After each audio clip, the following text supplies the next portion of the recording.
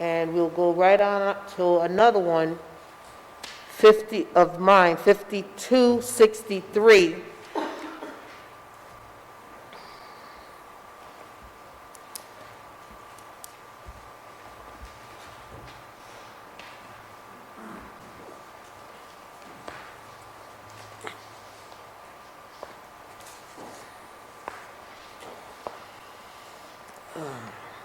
Sorry for the delay. This bill redefines the definition of employee as it relates to the state's minimum wage by removing the exemption to the minimum wage for domestic service in or about a private home. This will allow those hardworking individuals to be classified as employees, which in turn makes them eligible to receive the state's minimum wage. Why should these individuals be treated any different than others providing a service in exchange for payment? There is no conceivable reason to exclude these workers from receiving at least the state minimum wage for their work and effort, and I urge my colleagues to pass this bill to right this wrong. Another one. Any questions?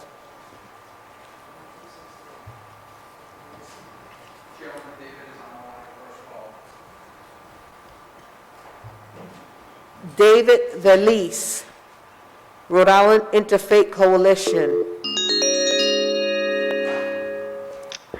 Mr. Valise, you're on. Thank you, and good evening, everyone. I'm glad to be with you again. Thank you to the members of the committee and to Representative Williams for introducing this bill. All of you heard my testimony earlier about minimum wage. So this bill, I don't have to go over that, just to say that this bill is about justice and about not leaving anyone behind. The fact that we have to have a conversation about who gets minimum wage and who doesn't is beyond me. A couple of things about domestic workers that the National Economic Policy Institute discussed. You know, almost 90% of domestic workers are women. Over half are Black and Hispanic, and domestic workers are almost 3 times more to live. More than 3 times more likely to live in poverty. And as a coalition, like the Interfaith Coalition that brings people together to work on poverty, we support the passage of this bill so that we can help those living, taking care of children, those working in homes, taking care of elderly. These are the people that we need, that are keeping us going during these tough times. I also think about my mom growing up, who, cleaning homes, cleaning offices, doing as much as he can, barely making enough to live. So I ask you to pass this bill and support domestic workers, because everyone deserves a living wage, not just some of us. Thank you very much for your time. Thank you. Are there any questions? We're calling on Georgia Hollister Isman, Working Families Party, in support.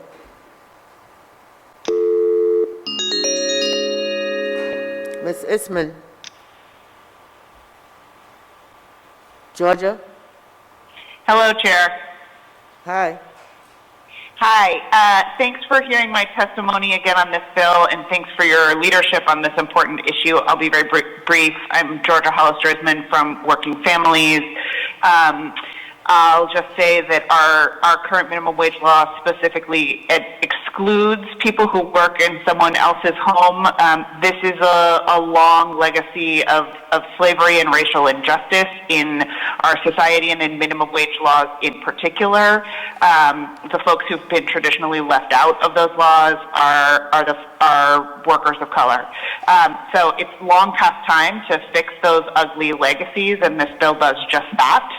I'll also point out that we wouldn't be the first or the only folks doing that.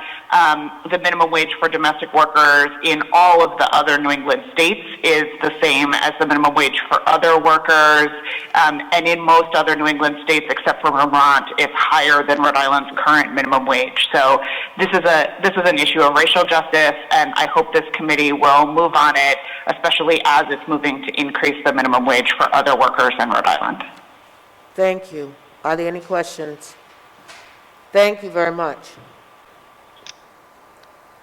Next, we have Bethany Souza Foster, Rhode Island Now.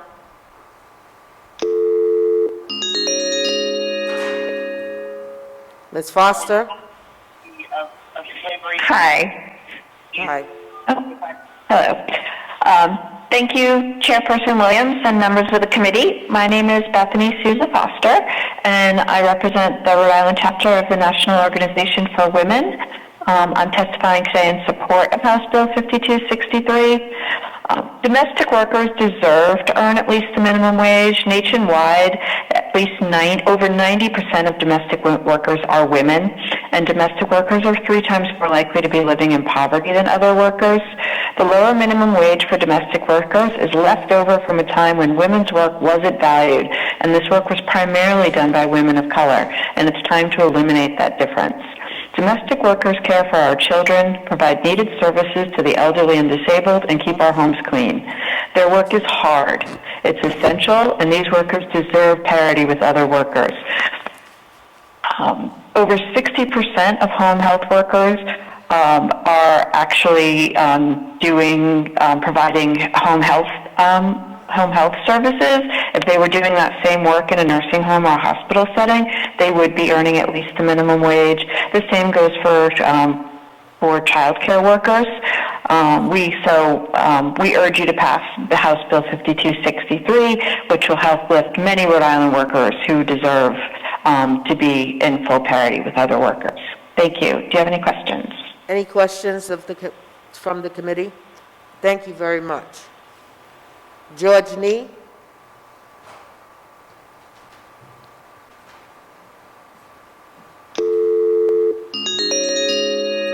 Mr. Nee, you're on. Good evening again, Madam Chair and members of the committee. My name is George Nee. I'm president of the Rhode Island AFL-CIO, and I am here to testify on Representative Williams' Bill 5263. In light of this being Black History Month, I want to give just a quick bit of history of why this is before us and the discrimination that has existed since the passage of the minimum wage law during the New Deal. At that time, there were 3 major groups of workers who were excluded: domestic workers, hospital workers, and farm workers from the legislation of the New Deal. And the reason for that, unfortunately, as a stain on our history, was that was needed they were needed to get the Southern votes for the New Deal. And those workers, almost all were black and brown, were excluded from the minimum wage law and continued to be excluded from the state laws until recently. So this would be the year for us to make sure that there is economic justice for everybody and to undo this discriminatory pattern and provide this sort of economic justice and relief to our domestic workers. Thank you. Thank you. Any questions for Mr. Nee? Moving right along, Jordan Grant McMahon, the Rhode Island Center.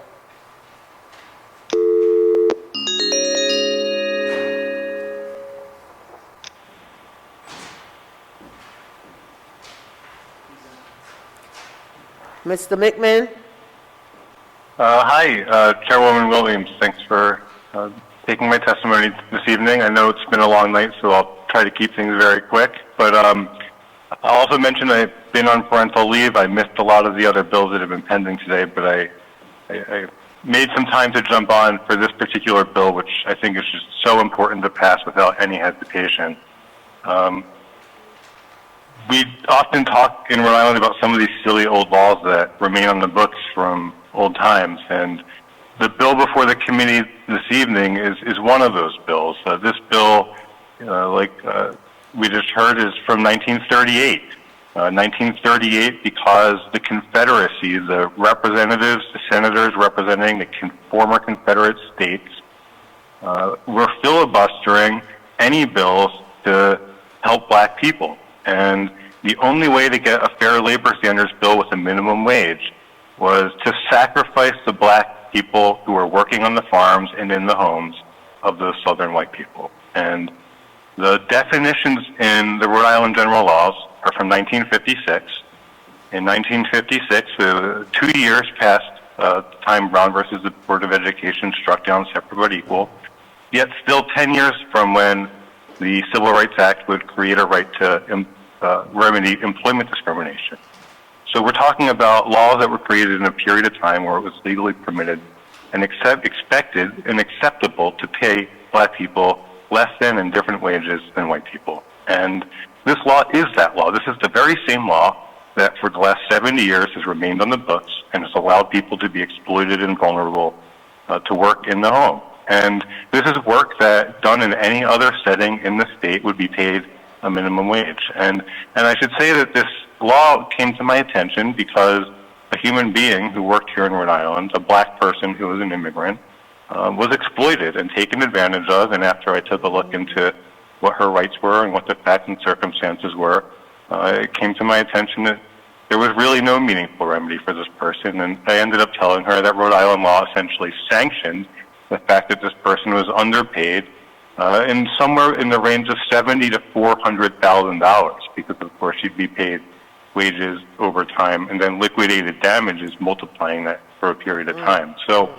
I'd really just really want to insist that this committee pass this immediately. To affirmatively act requires affirmative action. And I can't help but think in law school we read Ruth Bader Ginsburg talk in Grutter versus Bollinger about when is the time going to come for affirmative action to no longer be necessary. And if we're not going to affirmatively act to undo the laws of oppression that have kept folks back for so long, then we're going to continue to need programs like affirmative action and anything else we can do to support the communities of color that have been taken advantage of for so long. So we've also heard that this law was passed on the backs of black people.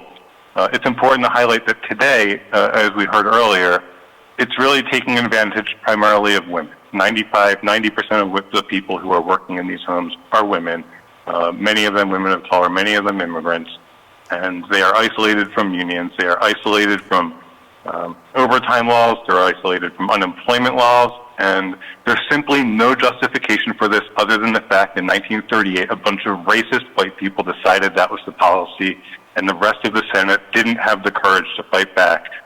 Please have the courage to fight back. I strongly encourage you to support this bill, and thank you, Chairwoman Williams, for introducing. Thank you, Mr. McMahon. You're my hero. And I look forward to you following us and following this bill to see what my colleagues are going to do with it. Thank you so much for your testimony. Are there any questions for Mr. McMahon? Thank you and have a good evening. Good evening. Also like to put in the record that Jennifer Lima, North Kingstown resident, is for the bill. Hannah Mackey is for the bill. George Nee, AFL-CIO, is for the bill. Bethany Foster, Rhode Island Chapter, National Organization of Women, is for the bill. Yoseli Mendoza, Providence resident, is for the bill. Jordan Goyette, Warwick resident, for the bill. Stephen Brown, the ACLU, is for the bill. Jordan McMahon, Rhode Island Center for Justice, for the bill. Georgia Hollister Isman, Rhode Island Working Families, for the bill. Kelly Nevins, Women Fund of Rhode Island CEO, for the bill. Julio Barrow, Providence resident, for the bill. Matthew Tybee is for the bill.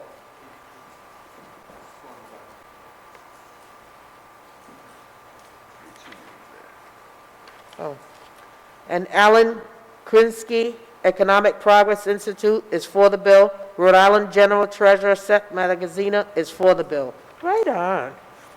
That concludes the hearing on what number was that? 5263.